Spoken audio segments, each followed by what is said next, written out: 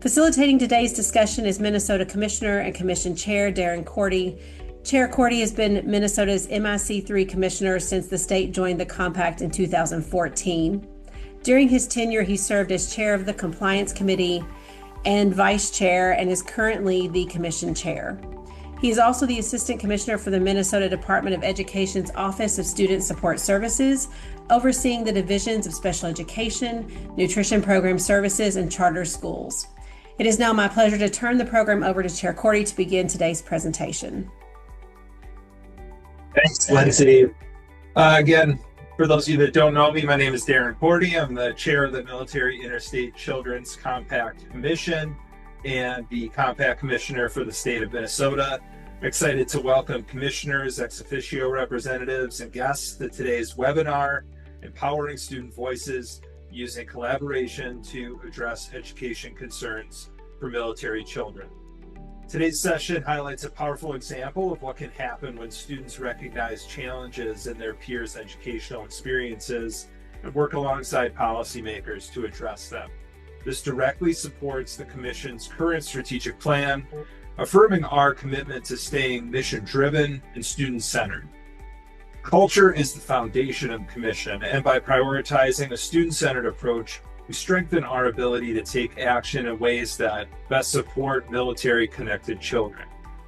Today, we're focusing on Florida's Ought to Be a Law program, an initiative that began with a student-led idea and ultimately helped shape important Florida legislation. So on behalf of the Commission, I want to thank Blue Star Families and the Florida Department of Education for their collaboration on this webinar. We're honored to be joined by some great presenters today. We have Leah Love from Blue Star Families, Tony Hirata from the teacher sponsor from Sumner High School in Hillsborough County, Florida, and Dr. Andrew Wetherill from the Florida Department of Education. We're also grateful to Florida Commissioner Terrence McCaffrey, who helped connect us and the Commission to the Florida Department of Education. Over the next hour, our panelists will explain the Ought to Be a Law program, its development leading to the drafting of Florida House Bill 1255, its progress, and what statewide implementation has looked like. We hope that attendees leave today with an understanding of the process, practical application that can inform similar efforts in your state. So at this time, I'm happy to turn the floor over to Leah Love. Leah is the Director of Brand, Marketing, and Community Engagement for Blue Star Families. We're excited to welcome her today. Leah? Thank you so much, and thanks for all attending today. So I'm going to back it up even before we got to the Ought to Be a Law group and where this really initiated from in the beginning. So way back in April of 2024, Blue Star Families, alongside our partners at both iCivics and Hillsborough County Public Schools, we hosted our first ever Education Immersion Day. This was a one-day professional development and was part of iCivics Civic Service and Leadership program. And it served as a culminating event for a cohort of social studies teachers who were local to the area. The purpose of the Educator Immersion Day was really to bring educators on to a military installation, and we brought them onto MacDill Air Force Base to teach them about military family life and how they can better support their military-connected students and families. The day included a panel discussion, a base briefing by base leadership, a tour around the base, key data that we shared with them around military children's experiences. And it ended with asking all those in attendance to consider what they could commit to doing or change back in their school, back in their community to better support military families. They really had the opportunity to see a military installation for what it is, which is a small city in essence, right? And they even were able to climb on an aircraft on the flight line and had some very unique base experiences. The panel was also really impactful. We had a few military spouses with children who attended the local school districts, a school psychologist, as well as a school liaison officer. And the spouses spoke really openly and honestly about their experiences and their challenges in navigating multiple school, different systems where they had been stationed. This really helped our attendees gain a better understanding from the parents' perspective around those frequent transitions. Next slide, please. As part of our sessions, we also shared some key data points around the frequent moves of military families and how that really impacts the entire family. We talked about these transitions and how navigating these new systems, from finding new local providers to understanding local school norms, can be really challenging. And particularly when we see that our military families are moving on average every 2 to 3 years. So they're doing these transitions fairly often as well. Next slide, please. We also shared research from Blue Star Family's Military Family Lifestyle Survey related to the military child experience. And this includes the types of trainings that military parents wish their students' teachers would have access to. Also, the significant time that military families are spending apart from their service members, even when the service member isn't deployed, but just from other things such as trainings. Also, we talked about the lack of awareness of the Interstate Compact on educational opportunity for military children. And next, we'll move to the next slide. As part of the panel discussions, both the Compact and the Commission were discussed as key resources for our attendees to be aware of and to really understand how that impacted military families as they move from school district to school district. The educators were unaware of the Compact and the protections it provides military families, and this really became a key takeaway for our participants that day. Next slide, please. Overall, the Educator Immersion Day we held back in 2024 really greatly exceeded our expectations. We were able to move the needle as far as their familiarity with military family life. We received a lot of great feedback, even during the session throughout the day, as far as how it impacted their understanding of what it was like to be a military family. Just last week, we actually hosted our second Educator Immersion Day, also on MacDill Air Force Base. And this time it was with high school guidance counselors. Once again, we saw very similar types of significant gains by attendees as far as their understanding of military family life. We even had one attendee who was saying he was hoping to bring back his own child, who's a high school senior, onto base because he thought if his kid actually saw what an installation was like, he might consider serving himself. So these experiences of bringing these educators onto the installation really allow them to not only better speak to service as an option for their students and understanding really what their own military families in their school communities are going through, but even it relates to things that they are then talking to their own family members about. So with that was our Educator Immersion Day in a nutshell. And I'm going to now turn it over to Tony Parada, who's a social studies teacher at Sumner High School and the district sponsor of the Ought to Be a Law student group for what happened next. Thanks, Leah. So I have been working with the Ought to Be a Law program here in Hillsborough County for the better part of nearly 20 years.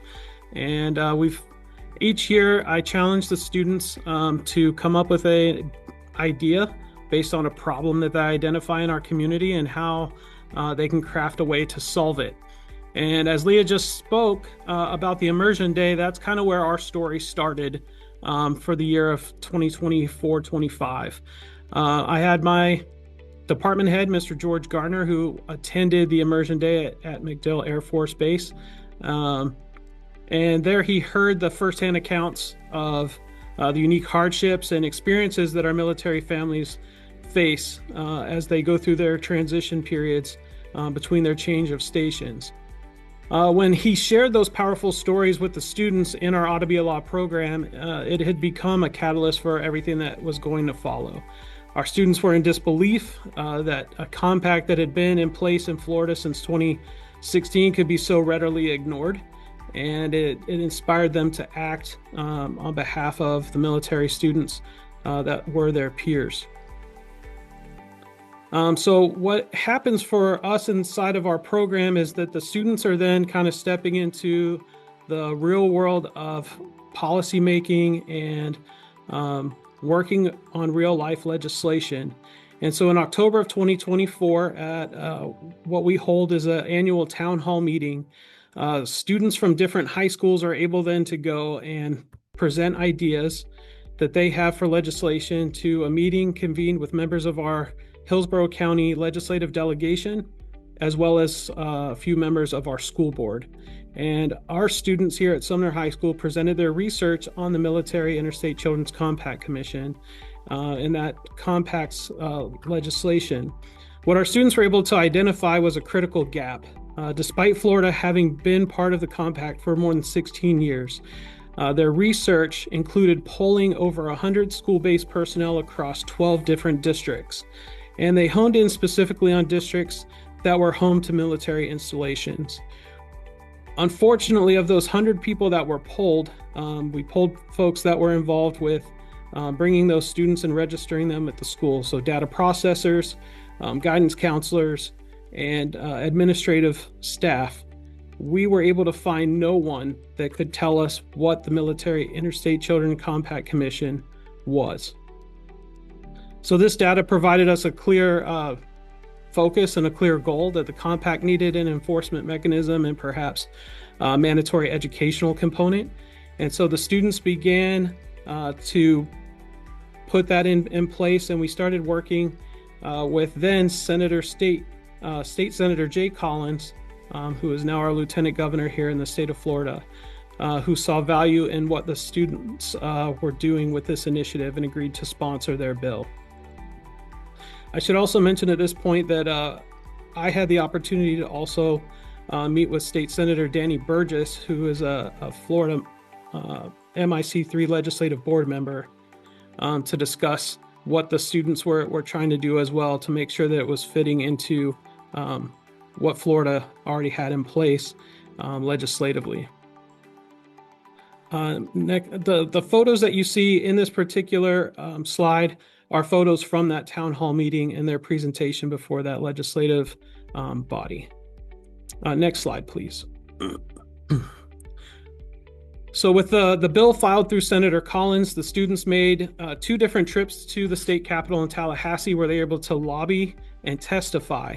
In committee, they were meeting with representatives in their offices, and as you can see in the slides, they were there taking questions from the panels as well. They didn't just watch from the gallery, they were on the floor, they were testifying in both House and Senate committees, and between sessions, they held office meetings and Zoom calls with representatives to answer questions and educate them on the hidden nature of the MIC3 issue.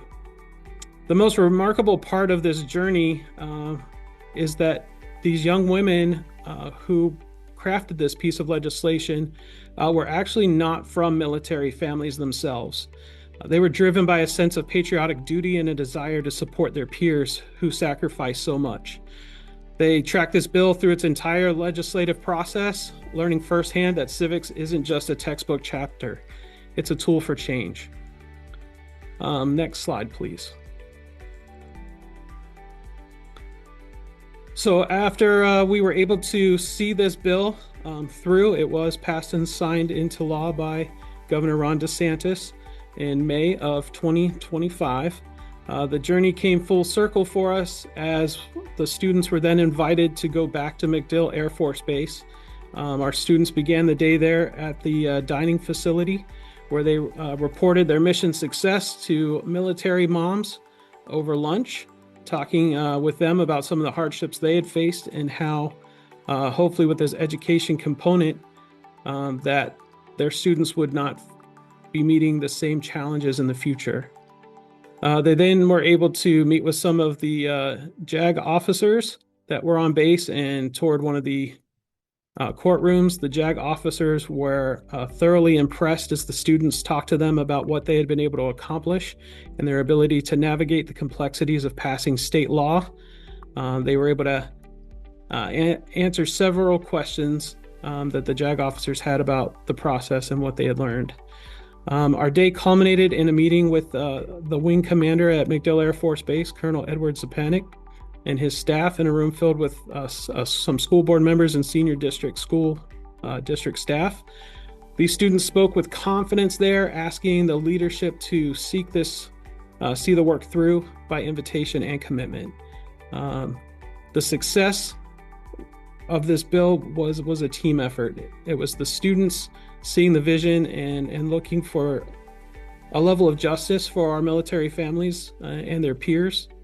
As I mentioned, we had some help with discussions we had with people like State Senator Danny Burgess, our bill sponsor, Senator Jay Collins, our school board, especially our liaisons with the state legislative group with Kristen Davis, our district legislative affairs sponsor, and our family military liaisons for the school district like Kim Sukash, and the one for MacDill Air Force Base, Dr. Venetia Waters. These were all people that were involved in helping us as we had questions about the bill. And then, of course, Susie and Leah at Blue Star Families, whose Immersion Day provided the spark for our entire mission. As a civics educator, I couldn't be prouder of these young women. Though they're not from military families, they felt it a privilege to give back to those who sacrificed so much for them. They truly lived out the words of Abraham Lincoln: "A nation that does not honor its heroes will not long endure." By ensuring that the MIC3 Compact finally has an enforcement and the education that it needs, these students have ensured that our military members can focus on the missions ahead, knowing that their children are properly cared for at home. And I'll turn it over to Dr. Portetti. Yeah, thanks. Before we move forward, I just had one quick question. So I think it's amazing what you all did there in Florida to address those challenges that the peers, that the students faced. I'm curious, once the legislative process started, how did you ensure that the students stayed involved in that process? One of the mechanisms that I have within the Ought to Be a Law program is the fact that we work so closely with our state and district legislative delegation. And so because we have that relationship that's kind of been ongoing, we have the opportunity for them to give the students as much notice as possible. Sometimes it's only a few days, but they're noticed on when the meetings are going to take place, so they know that this bill is going to be heard in a military affairs committee, and we can make travel plans and take the kids up to Tallahassee. We typically will go the day before a committee meeting so that they can go in and do the work that legislators would do.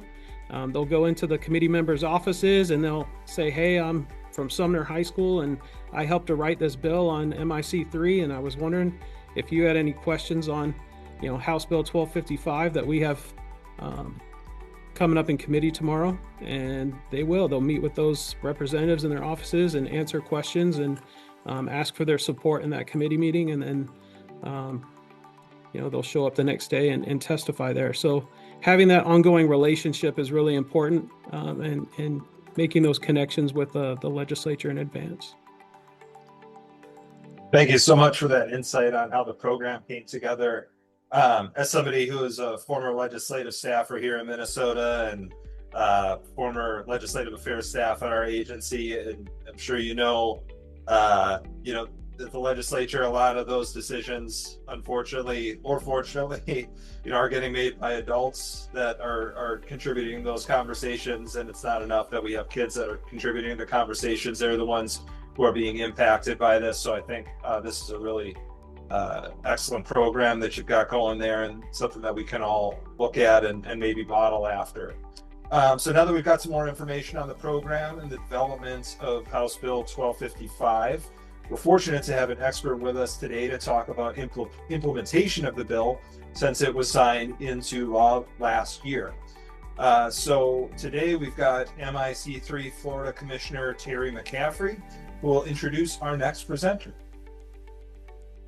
Thanks, Darren. And just before I do, I want to thank Leah and Tony for discussing how that program came about and what the impetus of it was, and then the process through the Ought to Be a Law program. Tony, that's a pretty amazing program you got there in Hillsborough County, and I'm glad that we're in Florida and that you are running that. So I also will mention, before I introduce Andrew, I spent 30 years in the Air Force. There was a point you guys made earlier that you asked everybody if they knew anything about this, and nobody did.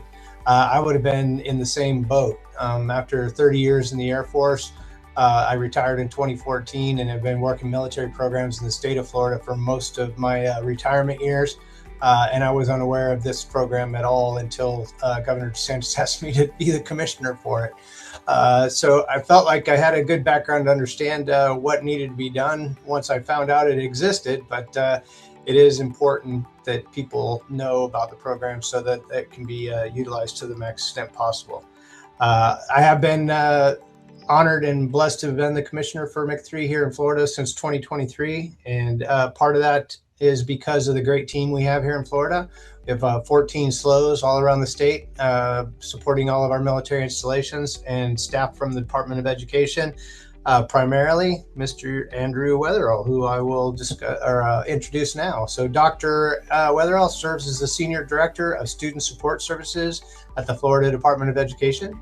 In this role, he also serves as the department's point of contact for assisting military families with their transition into the Florida education system. Prior to his current position, Dr. Weatherall served at the district level as a supervisor of school counseling and as a school counselor with the Florida public school system. So without further ado, Dr. Weatherall. Thank you so much, Commissioner McCaffrey, and I appreciate the opportunity to have this conversation with you all today. I want to echo what Commissioner McCaffrey said about the previous presenters, and I want to thank you all for what you've done and certainly our students. Speaking as a former school counselor, formerly, and I say school counselor, you might know them formerly as a guidance counselor. So guidance counselor no longer exists as a term in Florida. They are referred to as school counselors. As a former school counselor myself, I was never shocked to see how amazing our students are, and giving them an opportunity to have a voice and an opportunity to make a difference. They never let me down in that. I was joyful to be able to see that and be a part of encouraging that work. So thank you to Mr. Parada and what he's doing in his class, and of course to the young ladies that went up and took this on and really made this put this into fruition. So I know there were certainly a lot of other folks involved in that process, but the vision and what it looked like, we want to certainly recognize their efforts. I appreciate hearing that input too, because as we continue to provide training for professional learning to our staff throughout the state, we want to hear things like that so that we can grow and impact learning, because as you know, I can be aware that folks turn over, positions change.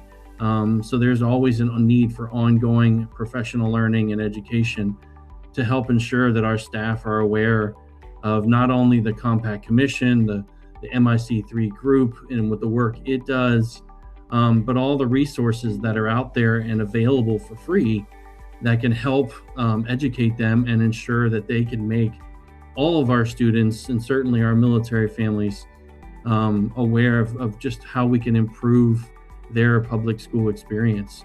And whenever they're transitioning, whether that be within district, from out of state, whatever that looks like, we want to make that an experience that they certainly can do with ease.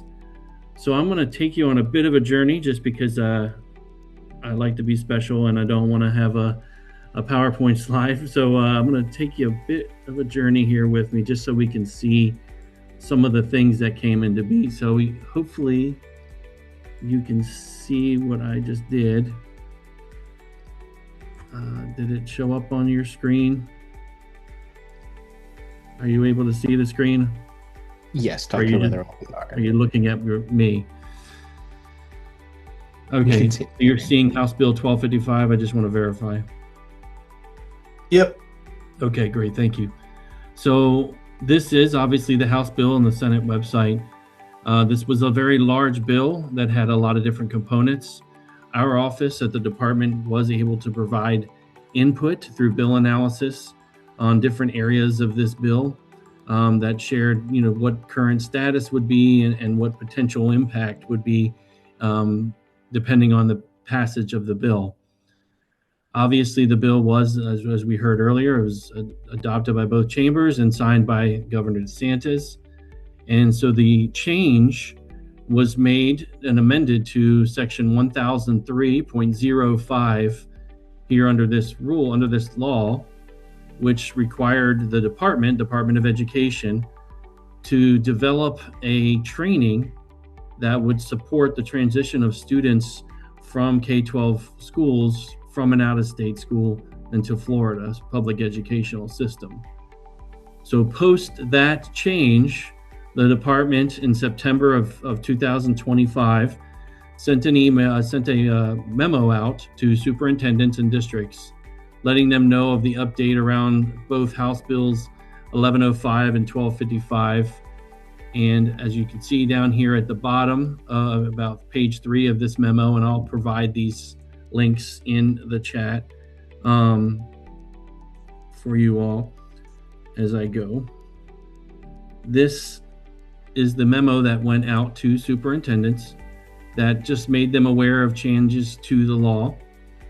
And then from this, the department has developed now, and it will be coming out here very shortly, and here in the next couple weeks actually, has developed a training that will focus on a multitude of different things. It will be posted, I apologize, on our department website, and I'm going to take you again on a quick journey because you may not know how to find that information.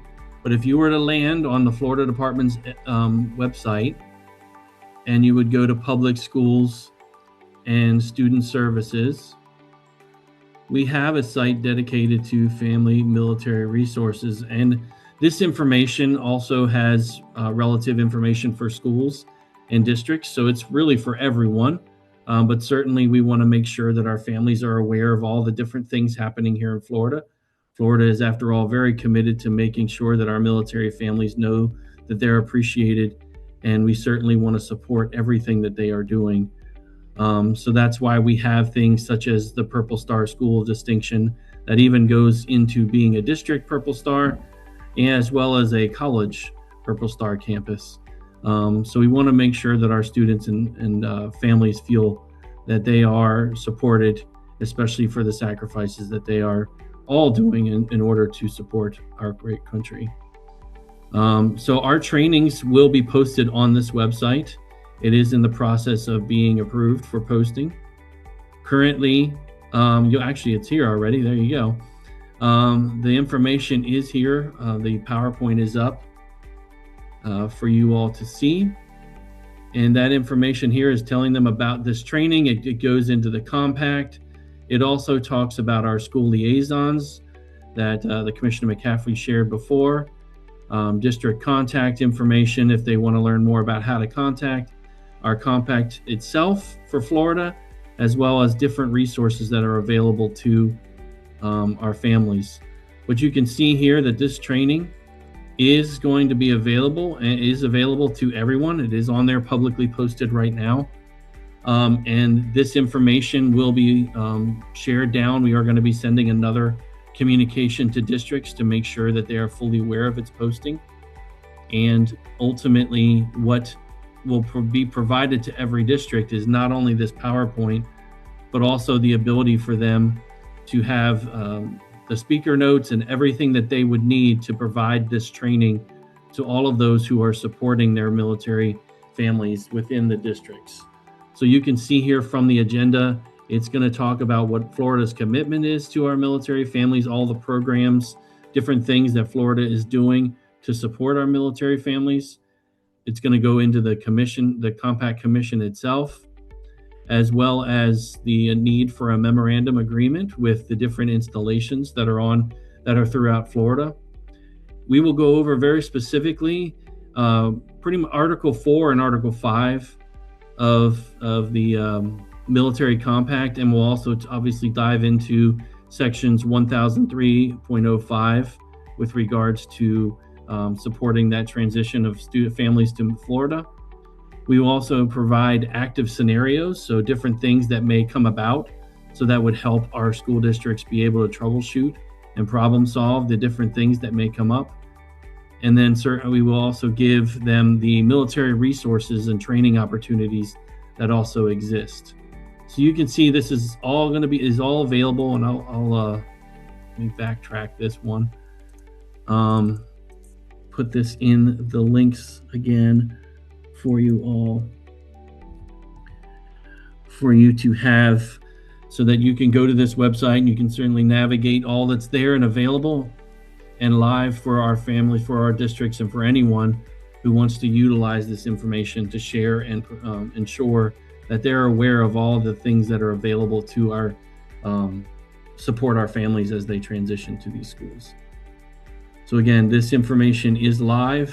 Just to kind of give you a few snapshots, we do talk about different activities that are available, the certification pathways for those wanting to become teaching, Purple Star schools that I mentioned before, our Purple Up Day. We're getting ready to be the month of the military child here in April. I'm going to be thinking about that and wearing purple. We do that annually as obviously we celebrate just as the nation does. And then it'll dive into this very specific information for each of those concepts, military, our different installations throughout the state. The memorandum of agreement, it'll talk about the importance of that and things that they can do to ensure that that's in place, strategies, considerations. As I spoke about, some key components. So a lot of great information is here and available to our schools, and we'll be ensuring that our districts are making sure this training is available to not only our public K-12 schools, but also our public charter schools as well. At this point, I can take some questions if there are, or maybe I'll wait for the panel. I apologize. I don't want to get ahead of myself, but I do want to make sure that you all are aware of those pieces are out and are available. And we will continue to provide guidance and technical assistance to districts as they begin this training throughout the state. Well, thank you, Dr. Wetherell, for sharing that information. And if you didn't see that in the chat, there are some links to those documents in the that Dr. Wetherell was sharing there. So please make sure that you're checking those out if you're interested. So on behalf of the commission, I just want to thank our presenters again for the depth and the clarity that you brought to today's briefing. Next, we want to hear from our attendees. So if you have any questions, please use the Q&A feature. We will read each question aloud from for our presenters as we move through the discussion. So as we wait for those questions to roll in, I can start with the first question. So I'll start with a question that I had for Mr. Parada. So what advice do you have, Mr. Parada, for any other schools who may want to create a similar program, similar to the one you created at Sumner? The first bit of advice is really kind of something I touched on a little bit earlier, and that's get with your local delegations, with your state legislators, because that's going to be a super important component. Obviously, that's how the work of doing these types of things gets done is through legislative means for the most part. It's important to kind of get all your stakeholders together. So talking to the leadership within those military installations, maybe your the liaisons that are available there. If your school districts happen to have one as well, getting them on board, and just kind of getting the stakeholders together and having the conversation of what you would like to see happen with that. We've been doing this here in Hillsborough County now since 2004, so this is a long-lived program here that's got some big support within our school district. So getting it off the ground is sometimes the hardest part, and it really just comes back to having those stakeholders put into place, and then finding your sponsor at the school level as well, that's willing to help the kids get involved in the process and find their way forward. That's great. Thank you so much. All right, we're still waiting for questions to roll in from the attendees. Don't be shy, folks. Go ahead and type those in the Q&A. While we're waiting, I do have another question. This one is for Dr. Wetherell. What advice would you have, Dr. Wetherell, for other state departments of education for similar programs or implementing such legislation?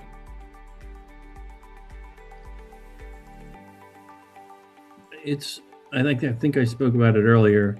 The reality is throughout the state is going to be, you can have all the greatest trainings in the world, but you got to have a plan to get that information out there, and making sure that you have that pathway and know who those individuals are and ensure that the training is happening. Those are the key elements to really making that wonderful presentation, whether that come through taking on the 101 that the MIC3 has created and making sure that's out there and available and connected to all those, or if like we did, kind of building your own version of training. It's important to make sure that those connections are there, and then accountability. How are you ensuring that you're having those conversations and that the training is happening in the districts? And it's just going to, from there, it's just growing. Now, how can we continue to build this bank of learning, and make sure that everybody who is out there is aware of the opportunities that exist?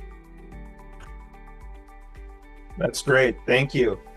We did have a question in the chat from Susan Haberstroh, former MIC3 commissioner, and also helps us out with other things at MIC3. Her question is the training required under this legislation for specific roles in the school districts, such as school counselors? Bring the statute back up, because I am not. The statute referred to it being those who support the work of military families. So that would, of course, include your school counselors, but it would also include registrars. It just depends on the makeup of your schools and your districts throughout your states. So whoever is that first point of contact in the school is going to be a key individual in making sure that that family is aware of all the resources, is understanding what they need to get connected to the school and enrolled, making that process smoother, as well as the school counselor who is going to be working with that student, potentially their exceptional education, if they may have a person who is court case coordinator who might be aware of that student if there's an IEP or if there's a 504. So there's a lot of different folks that may be key depending on the makeup of your school, as well as the district. I think of the student services coordinator and those involved in enrollment in your district. Having all of those folks at the table and understanding what may need to be updated around policies or procedures and what enrollment looks like. What does that process look like for Florida if they have their orders? They are able to show their residency through that. But even through that process, is the process virtual? Is the process paper? How do we make every bit of this easy for our military families so that they understand how to navigate the system, especially when they're doing it from maybe long distances and in short time frames? That's super helpful. Thank you, Dr. Wetherell. Just wanted to point out in the chat a couple comments from Kelly Mae Douglas from the Defense State Liaison Office. She just pointed out that the Defense State Liaison Office would love to have students join them at state capitals as they work on their state policy priorities to include education policy implementation and information enhancements. Also included a link to the policy initiative there, and said that they will add Florida's new law as a best practice. Also provided a link for the Defense State Liaison Office as well. The next question is from Keith Carr. Keith's question is, what specific information may we provide about military families about MIC3 as they prepare to PCS to the continental United States? I can cover that, and I think Lindsay can jump in as well too. We have a lot of information on our website, mic3.net. So definitely check that out. There's videos, there's documents, there's one-pagers, basically any level of information that you want, geared to parents, administrators, families, students. We've got it all there. So there's a ton of great resources there.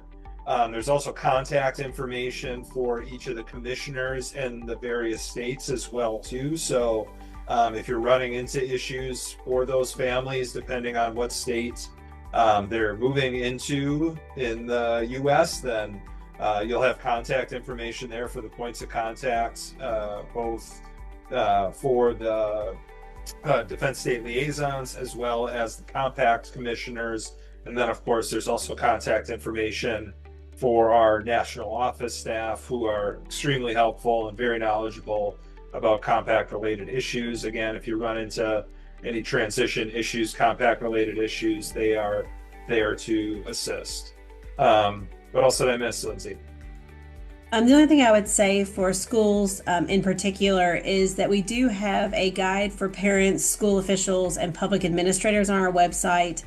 That is a resource that you can either download digitally or you can order copies from the national office and we'll provide those. But that's a great resource for anyone working in the front office, registrars or school counselors to hand out to families as they come in or as they are leaving that school system. It outlines the protections provided under the compact in one area, and it provides all of that contact information, or at least our website address, which I see Chair Cordy has dropped into the chat, for families. So they may not need it right at that moment, but at least they've heard of it. They might have something that as they're unpacking at their new location, that as they're enrolling in the school, they see. And again, that's a resource that we offer in both English and Spanish. And so it's one of the really good tools that we have on our website. And I'll drop that resource link into the chat box. Thank you, Lindsay. Speaking of Lindsay, she had a couple of questions that she wanted me to share. One was, do schools have to submit something to the Department of Education when they complete their training under the legislation in Florida? At this time, no, they do not.